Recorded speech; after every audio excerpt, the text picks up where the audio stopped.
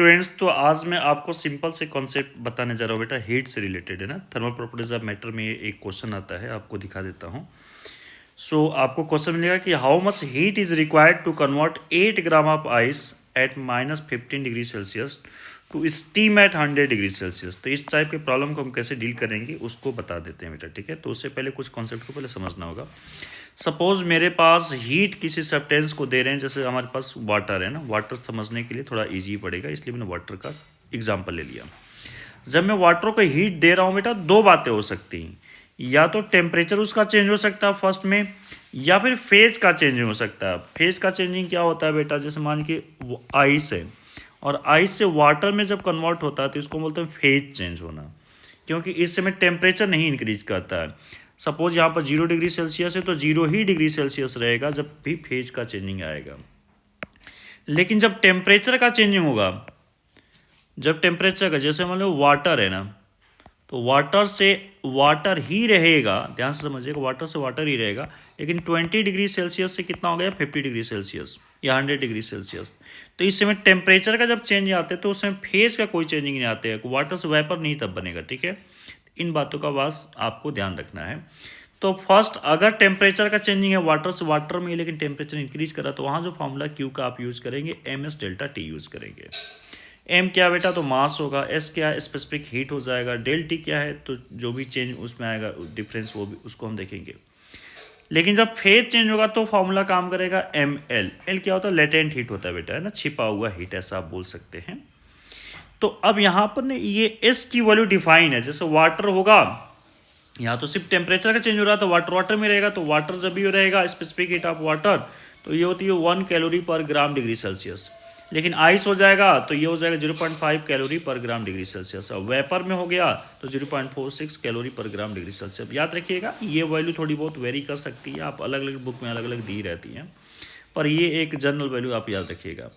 अब यहाँ बात करते हैं लेटेंट हीट में। यहाँ फेज चेंज हो रहा था, अगर आइस से वाटर में जा रहा है तो होगा 80 कैलोरी पर ग्राम, अगर वाटर से वेपर बन रहा है तो 540 कैलोरी पर ग्राम हो जाएगा, ठीक है।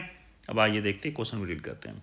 तो हमारे पास ये क्वेश्चन था कि how much heat is required to convert 8 gram. हमारे पास जो है 8 ग्राम है बेटा। क्या है 8 ग्राम, तो मेरे पास 8 ग्राम ये अपने पास आइस है और ये -15 डिग्री पर है, और इसको हम स्टीम कर लेना 100 डिग्री सेल्सियस पर। तो देखिए, पहले आइस का आइस में रहेगा, पहले हम टेम्परेचर को चेंज करा रहे हैं। फर्स्ट Q1 जो है वो क्या चीज़ में चेंजिंग आ रही है, टेम्परेचर इंक्रीज कर गया।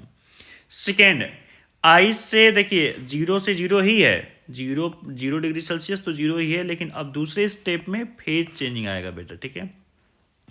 तीसरे स्टेप में अब फिर से अब इसका टेम्परेचर को राइज कराइए, वाटर से वाटर में ही है, तो अब तीसरे स्टेप में क्या हो गया बेटा, टेम्परेचर चेंज हो गया।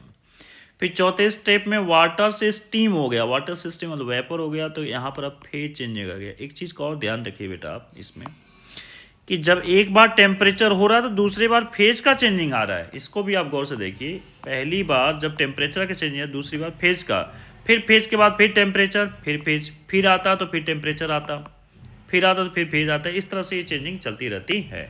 तो आपको अगर समझना हो तो इस तरह से आप समझ सकते हैं। तो देखिए, तो पहली बार कुछ Q1 की हीट, फिर Q2 हीट, फिर Q3 हीट और फिर Q4। तो इन सब का फॉर्मूला अब हमको पहले से पता है। जैसे Q1 टेम्परेचर जब चेंज हो रहा था तो यहाँ फॉर्मूला हमको क्या लगाना है, ms डेल्टा टी। अब s की जगह पर यहाँ आपको c यूज कर रखा है, तो आपसे परेशान नहीं होना आपको, ठीक है ना। डेल्टा टी का मतलब होता है t final minus t initial.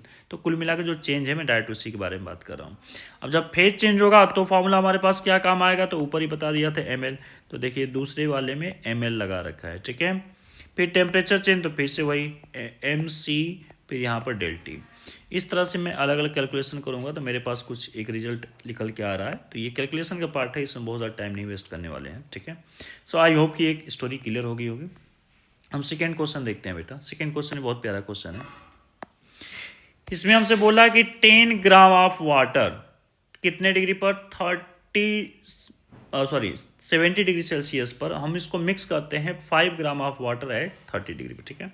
आइए ज़रा इसको हम एक अलग सा स्केच करके बना के समझा रहे हैं। जैसे मेरे पास है बेटा 10 ग्राम वाटर है, और 10 ग्राम वाटर जो है वो दे रखा है आपका 70 डिग्री सेल्सियस। अगेन हमारे पास दूसरे कंटेनर में है 5 ग्राम वाटर, और ये दे रखा है बेटा आपका 30 डिग्री सेल्सियस। जब हम इन दोनों को मिक्स करेंगे तो मेरे पास एक कोई टेम्परेचर T आ जाएगा, ठीक है। सो हम बोल रहा है कि find the temperature of the mixture in equilibrium, specific heat of the water, आपको पता है 1 कैलोरी पर ग्राम डिग्री सेल्सियस, ठीक। तो इसमें जो हम यूज करते हैं बेटा वो एनर्जी कंजर्वेशन का रूल यूज किया जाता है कि जितना हीट हम देंगे उतना ही वापस ले। देखिए heat given by the 10 gram of water, क्यों इससे दे रहे हैं हीट को, क्योंकि इसका टेम्परेचर ज़्यादा था और जो कम है वो लेगा, तो heat taken by the 5 gram of water. तो अभी अभी हीट का फार्मूला हम देख रहे थे, क्यू का फार्मूला क्या है, MC डेल्टा टी। बस रख दीजिए, M1 की वैल्यू कितनी है, 10 है। अब रखने में प्रॉब्लम है, यहाँ पे देखिए कुछ बच्चे समझ नहीं पाते हैं, मैंने टी बोल दिया, ठीक है। अब जब आप इसको रख रहे हैं ना बेटा M1C वाटर डेल्टा टी, और यहाँ पर रख रहे हैं आप M2C वाटर डेल्टा T2। अब ध्यान से देखिएगा, यहाँ पर कुछ बातों को मैं आपसे बोलूँगा, इसको आप समझ लीजिएगा तो कहानी बिल्कुल क्लियर हो जाएगी। M1 को मतलब तो 10 है, चलिए 10 हमने रख लिया। C1 का मतलब 1 है, 1 हमने रख लिया।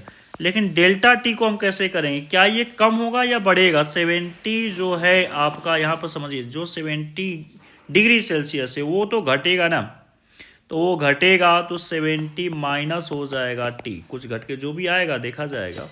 अब यहाँ पर M2 फिर से मेरे पास कितना है, तो 5 है, C की वैल्यू 1 है। यहाँ पर क्या होगा, जो 30 वाला था वो बढ़ेगा, जो 30 वाला था, जो ये 30 वाला है वो बढ़ेगा। जब बढ़ेगा तो यहाँ जो रिजल्ट आएगा बेटा वो क्या आ जाएगा, तो यहाँ आ जाएगा T-30। यहाँ मैं 70 देखे हायर माइनस लोअर कर रहा हूँ, देखिए 70 से बढ़कर घट रहा है, इसलिए हायर 70 लोअर ये T, और यहाँ पर T ज़्यादा है तो T में से इसको माइनस कर रहा हूँ। अब बस यहाँ से जो भी कुछ कैलकुलेशन हम कर रहे हैं तो अपने पास आ रहा है रिजल्ट, ये रिजल्ट आप देख रहे होंगे, है ना, ये आपको रिजल्ट दिख रहा होगा 56.67 डिग्री सेल्सियस, तो ये रिजल्ट आ जाएगा। सो आई होप कि ये दोनों ही प्रॉब्लम आपको अच्छे से अंडरस्टैंड हो गए होंगे। अगर अच्छा लगा होगा वीडियो आपको तो प्लीज़ लाइक सब्सक्राइब कीजिए। Thank you.